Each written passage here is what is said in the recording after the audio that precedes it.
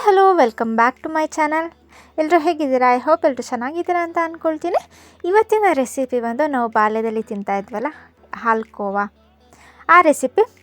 ಅದನ್ನು ಯಾವ ರೀತಿ ಮನೆಯಲ್ಲೇ ಮಾಡ್ಬೋದು, ಬರೀ 4 ಇಂಗ್ರೀಡಿಯೆಂಟ್ಸಿಂದ ಅಂತ ನೋಡ್ಕೊಬರೋಣ. ಅದಕ್ಕೂ ಮುಂಚೆ ಯಾರೆಲ್ಲ ಹೊಸ ವ್ಯೂವರ್ಸ್ ಆದರೆ ನನ್ನ ಚಾನಲ್ಗೆ ಸಬ್ಸ್ಕ್ರೈಬ್ ಮಾಡ್ಕೊಳ್ಳಿ, ಹಾಗೆ ವಿಡಿಯೋ ಇಷ್ಟ ಆದರೆ ಲೈಕ್ ಮಾಡಿ. ಅಲ್ಲಿಗೆ ನಾನು ಒಂದು ಪ್ಯಾನ್ ಇಟ್ಕೊಂಡಿದ್ದೀನಿ. ಒಂದು 1/2 ಕಪ್ ಆಗೋಷ್ಟು ತುಪ್ಪ, ನಾನಿಲ್ಲಿ ಅರ್ಧ ಎಣ್ಣೆ ಅರ್ಧ ತುಪ್ಪ ಆದರೂ ನೀವು ತೊಗೋಬೋದು. ಅದಕ್ಕೆ 1 ಕಪ್ ಆಗೋಷ್ಟು ಮೈದಾ.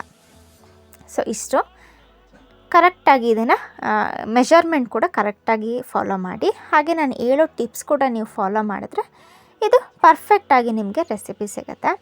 ಸೊ ನೋಡಿದ್ರಲ್ಲ, ಇದು 2 ಬಿಸಿ ಆದಮೇಲೆ, ತುಪ್ಪ ಬಿಸಿ ಆದಮೇಲೆ ಈ ಮೈದಾ ಹಿಟ್ಟನ್ನು ಹಾಕಿ ನೀವು ಇದನ್ನು ಚೆನ್ನಾಗಿ ಮಿಕ್ಸ್ ಮಾಡ್ಕೊಳ್ಳಿ. ಕರೆಕ್ಟಾಗಿ ಇದನ್ನು ನೀವು ಲೋ ಫ್ಲೇಮಲ್ಲೇ ಇಟ್ಕೋಬೇಕು. ಸ್ವಲ್ಪನೂ ಫ್ಲೇಮ್ನ ಜಾಸ್ತಿ ಮಾಡೋದಕ್ಕೆ ಹೋಗಬೇಡಿ, ಲೋ ಫ್ಲೇಮಲ್ಲೇ ಇಟ್ಟು ಇದು ಫ್ರೈ ಮಾಡ್ತಾ ಬನ್ನಿ. ನಾನು ಕನ್ಸಿಸ್ಟೆನ್ಸಿನ ಮುಂದೆ ಹೇಳ್ತೀನಿ. ಸೊ ಈ ರೀತಿ ಎಲ್ಲದು ಬೆರ್ತಿದೆ, ಇದನ್ನು ನೀವು ಫ್ರೈ ಮಾಡ್ತಾ ಬನ್ನಿ. ಹೀಗೇ ಇದೊಂದು 1 ನಿಮಿಷ ಆಯಿತು ನಾನು ಫ್ರೈ ಮಾಡ್ತಾ ಬಂದು. ಲೋ ಫ್ಲೇಮಲ್ಲೇ ಇಟ್ಕೊಳ್ಳಿ. ಒಂದು ಸ್ಮೆಲ್ ಬರುತ್ತೆ, ಒಂದು ಘಮ ಬರುತ್ತೆ. ಮೈದಾ ಹಿಟ್ಟು ಫ್ರೈ ಮಾಡಬೇಕಾದ್ರೆ ಒಂದು ಘಮ ಬರುತ್ತೆ, ಅಲ್ಲಿ ತನಕ ನೀವು ಇದನ್ನು ಫ್ರೈ ಮಾಡ್ತಾ ಬನ್ನಿ.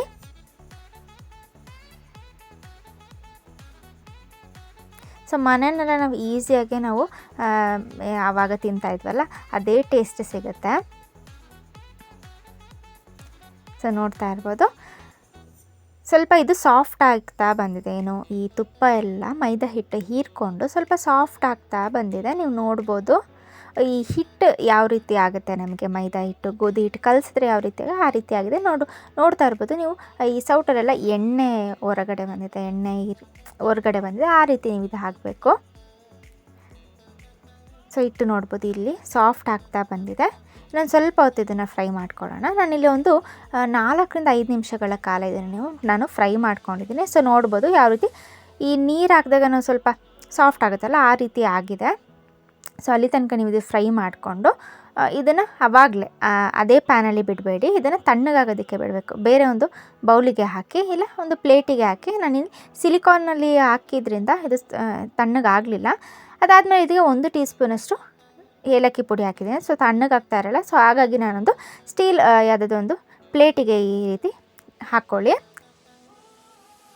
ಸೊ ನೀವು ಆವಾಗಲೇ ನೀವು ಪ್ಲೇಟಿಗೆ ಇದನ್ನು ಹಾಕ್ಕೊಳ್ಳಿ. ಇದು ಸ್ವಲ್ಪ ತಣ್ಣಗಾಗಬೇಕಷ್ಟೇ, ಜಾಸ್ತಿ ತಣ್ಣಗಾಗೋದು ಬೇಡ. ಸ್ವಲ್ಪ ತಣ್ಣಗಾದ್ಮೇಲೆ ಇದಕ್ಕೆ ನಾವೊಂದು 3/4 ಕಪ್ಪಷ್ಟು ಪುಡಿ ಮಾಡಿರೋಂಥ ಸಕ್ಕರೆನ ಹಾಕಿ ಮಿಕ್ಸ್ ಮಾಡ್ತಾ ಬನ್ನಿ. ಜಾಸ್ತಿ ಬಿಸಿ ಇದ್ದಾಗ ಹಾಕೋದಕ್ಕೆ ಹೋಗಬೇಡಿ, ಪೂರ್ತಿ ಮೆಲ್ಟ್ ಆಗಿಬಿಡುತ್ತೆ. ಸೊ ಸ್ವಲ್ಪ ನಾವು ಈ ಕೈ ಟಚ್ ಮಾಡ್ಬೋದು, ಆ ರೀತಿ ನೀವು ಇದನ್ನು ಸ್ವಲ್ಪ ತಣ್ಣಗಾದ ತಕ್ಷಣವೇ ಇದನ್ನು ಏನು ಸಕ್ಕರೆ ಪುಡಿನ ನಾವು ಹಾಕ್ಕೋಬೇಕು. ಪೂರ್ತಿ ತಣ್ಣಗಾಗೋದಕ್ಕೂ ಬಿಡಬೇಡಿ, ಅರ್ಥ ಆಯ್ತಲ್ಲ. ಇಲ್ಲಿ ತನಕ ನೀವು ಇದನ್ನು ಚೆನ್ನಾಗಿ ಈ ರೀತಿ ಮಿಕ್ಸ್ ಮಾಡ್ಕೊಳ್ಳಿ, ಕೈಯಲ್ಲೇ ಮಿಕ್ಸ್ ಮಾಡ್ಕೊಳ್ಳಿ. ಸೊ ಈ ರೀತಿ ಸ್ವಲ್ಪ ಈ ರೀತಿ ಏನು ನಾವು ಒಂದು ಉಂಡೆ ಕಟ್ಬೋದು, ಆ ರೀತಿ ಮಾಡ್ಕೊಂಡಾದಮೇಲೆ ಕರೆಕ್ಟಾಗಿ ಈ ಬರ್ಫಿ ಎಲ್ಲ ಮಾಡ್ತೀವಲ್ವ ನಾವು, ಆ ರೀತಿ ನೀವು ಇದನ್ನು ಶೇಪ್ ಮಾಡ್ಕೊಳ್ಳಿ. ಇಲ್ಲ ನಿಮಗೆ ಯಾವುದಾದ್ರೂ ಬಾಕ್ಸ್ ಇತ್ತು ಅಂದರೆ ಅದು ಬೆಸ್ಟು, ಆ ಬಾಕ್ಸಿಗೆ ಹಾಕಿ ನೀವು ಇಟ್ಕೋಬೋದು. ಸೊ ಇದನ್ನು ಒಂದು 2 ರಿಂದ 3 ಗಂಟೆಗಳ ಕಾಲ ನೀವು ಇದನ್ನು ಫ್ರಿಜ್ಜಲ್ಲಿ ಬೇಡ, ಹೊರಗಡೆ ನೀವು ಇದನ್ನು ತಣ್ಣಗಾಗಿ ಪೂರ್ತಿ ಅದು ಸೆಟ್ ಆಗಬೇಕು, ಅಲ್ಲಿ ತನಕ ನೀವು ಇದನ್ನು ಬಿಡ್ಬೋದು. ಬಿಟ್ಟಾದಮೇಲೆ ನಾನಿಲ್ಲಿ ಒಂದು 2 ರಿಂದ 3 ಗಂಟೆಗಳ ಕಾಲ ಬಿಟ್ಟಿದ್ದೀನಿ. ಸೊ ನೋಡ್ಬೋದು ನಾನಿಲ್ಲಿ ಕಟ್ ಮಾಡ್ತಾ ಇದ್ದೀನಿ. ಸೊ ಕರೆಕ್ಟ್ ಟೆಕ್ಸ್ಚರ್ ಬಂದಿದೆ, ತುಂಬ ಸಾಫ್ಟಾಗಿ ಕೂಡ ಸೇಮ್ ಅದು ಹಾಲ್ಕೋ ನಾವು ತಿನ್ಬೇಕಾದ್ರೆ ಯಾವ ರೀತಿ ಆಗುತ್ತೆ ಅದೇ ರೀತಿ ಬಂದಿದೆ. ಸೊ ನೋಡ್ತಾ ಇರ್ಬೋದು. ಸೊ ನೀವು ಎಷ್ಟೇ ಹೊತ್ತು ಜಾಸ್ತಿ ಹೊತ್ತು ಬಿಟ್ಟರೂ ಕೂಡ ಇದು ಇನ್ನೂ ಚೆನ್ನಾಗೇ ಆಗುತ್ತೆ. ಸೊ ನೋಡ್ಬೋದು, ನಾನಿಲ್ಲಿ ಒಂದು ತೆಗೆದು ತೋರಿಸ್ತೀನಿ. ಸೊ ನೋಡ್ಬೋದು ಟೆಕ್ಸ್ಚರ್ ಕೂಡ ಸೇಮ್ ಅದೇ ರೀತಿ ಇರುತ್ತೆ, ಟೇಸ್ಟ್ ಕೂಡ ಅಷ್ಟೇ. ತುಂಬ ನಿಮಗೆಲ್ರಿಗೂ ಇಷ್ಟ ಆಗುತ್ತೆ, ಮಕ್ಕಳಿಗೂ ಕೂಡ ಇಷ್ಟ ಆಗುತ್ತೆ. ಇವಾಗಿನ ಮಕ್ಕಳಿಗೆಲ್ಲ ಇದಷ್ಟು ಗೊತ್ತಿರಲ್ಲ.